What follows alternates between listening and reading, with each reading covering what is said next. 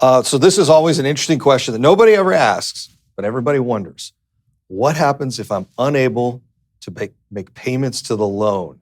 And this is probably more of a hard money lender discussion because traditional non-QM, they're going to send you all the nasty letters. Then we're going to finally start the foreclosure process and all that. So let's say I'm in a hard money deal.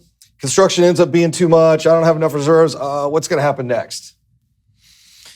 Well, we are proud of our track record that we've only had 3 true foreclosures in our history, and we've done a lot of loans over the years. 3, but normally, we work something out with the person. In reality, as long as the person's communicative, we can normally find another investor to take over that deal, unless the person has just really messed it up. In other words, they've they started working on the interior before they completed the foundation, something stupid like that.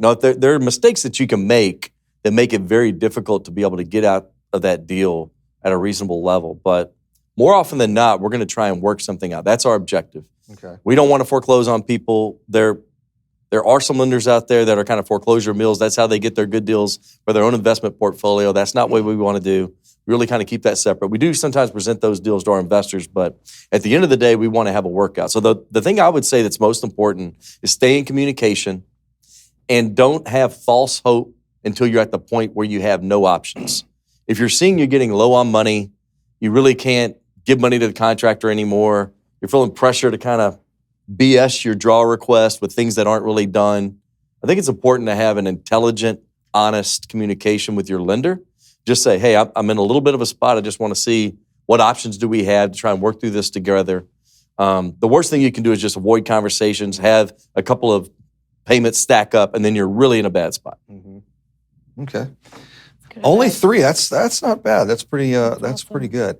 It's not that 3 people didn't mess up. We just found alternative solutions, right? Yeah. So that doesn't mean that there's only been 3 that the person did not get through it well. We just said, hey, we're going to take this deal. You're going to give us $5K. We're going to place it with another person who has more cash to finish the job, right? Then that person doesn't have a foreclosure on their record. Yeah. It's not that only 3 people got in a bad spot. It's just we found a solution other than a permanent foreclosure, because we want that person to live to fight another day, right? Right, yeah. We want them to come back and maybe borrow from us again whenever they get their capital built back up. Yeah, we our joke for the longest time is we were the private lender bailout team for Houston. We get a phone call from some investor, hey, I lent this guy $200,000 on my IRA, and I'm like, all right, well, are you guys still kind of cordial, or is it, no, we're just trying to figure out is there something, then we go out and look at it and go, all right, well, I can help you out, but we're going to have to do this and this and this. So, yeah, avoiding the problem never makes it better. No. Definitely doesn't ever make it better.